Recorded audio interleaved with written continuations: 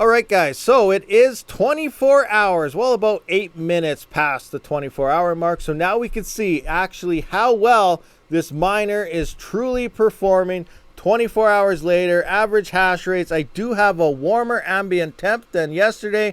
You can see we're at 25.4 degrees Celsius now. So about what Iceriver is saying they did their testing at. And starting right off the get-go, we can see that we are now at 100.7 watts. Let me just kind of adjust that so you can see a little better. So you can see there, 100.9 or so, 0.8. So we are up to 100 watts now, when originally we were about 98.2 or 0.3, and it was holding steady after an hour. But as things warm up, I tell you all the time, things start to use more power. And here we are at 100 watts, which is what Iceriver actually told us this should be using. So now we're going to check out some temperatures, hash rates, how much this has mined, and all that other good stuff. All right, guys, so starting at the dashboard here, we can see the last 5 minutes is about 208 gigahash. Past 30 minutes is 203 gigahash. We are 1 day, 8 minutes, and 10 seconds into this. Let's do a refresh exactly where we are. I recorded my intro and stuff. So we're now 1 day, 14 minutes, 18 seconds in. And we can see that we have a temperature of 67 C, which is within reason. They said this should run around 65 to get optimal performance on this miner, and temp 2 is 53. Now this is at the sensors. We don't know what the chips are actually running at unless you pull it apart and looked at it, but we're going to get into that more in a minute.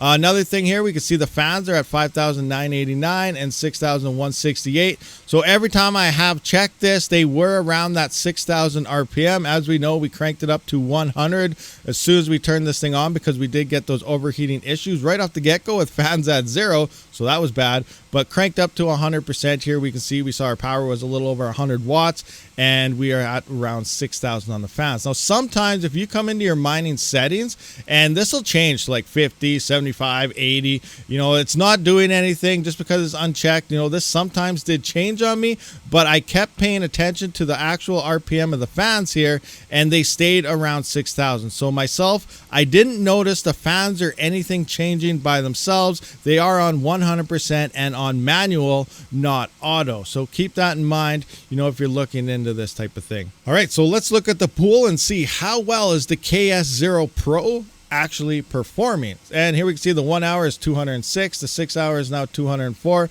the 24 hour, this is the big one that we want to watch. How well did it perform over 24 hours? And we can see 206.53 gigahash. So over the past 24 hours, the average has been over 200 gigahash. That is a good sign. We are slightly above. Now, how much have we mined? It looks like so far our pending balance is 43.2 Kaspa, about $5.46. With what do we got here? Do we got anything else? Okay, we just got the pending here. So we got 43.27 Kaspa here hanging out, and we were supposed to get about, you know, based on my spreadsheet, 48.78. Now, if we look actually at the Explorer, we can see we went up like 2 petahash. So let's kind of adjust those numbers here. 62.14 petahash. So I'm just going to adjust this to 62 and then put 1.4 here, because we did see a increase in hash rate, which means we get less coins. So we're about 47.5. Oh, we got to drop this down to 206 now, because that's what we saw in the 24 hour. So 44.5 coins is what we should have been doing here. And looking at the pool again, how close to 44? So 43.27. So, you know, we are getting what we're supposed to be getting, at least on the Hero Miners pool. So we can put a big fat check mark.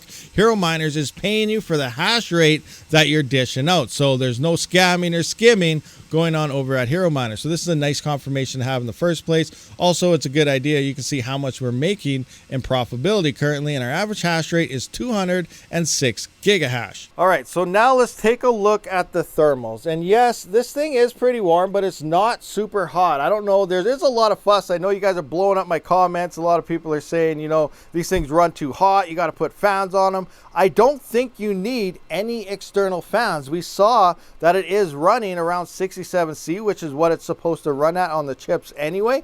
But coming in and looking at the exterior here, we can see we are at, what are we at here? 58, 59, 58, 59, 58, 59. So I'm not sure what that is in Fahrenheit. Maybe around 140 or something. We got 60. So we're seeing a hotspot of 60C. So I think this is all within reason of where this should be, because you got to think about it. This is not, you know, it's not here to cool it and stuff. Well, technically it is, but this is designed, I think, as a giant heat sink. So think of a CPU. My CPU mining rigs are running warmer than this, but you don't go up there and touch you know, your heat sinks and stuff, because they will burn you. They run hot. So this is doing what it should. It doesn't look like you need external cooling. I do see also some people, if you look at the way this is designed, the feet are at the bottom, so it should lay down like this. If you have it sitting up like this, there's no holes here. There's no holes to vent, so your hot air is actually going to get trapped here, and you'll probably cause major heat spots here. So bringing this thing back down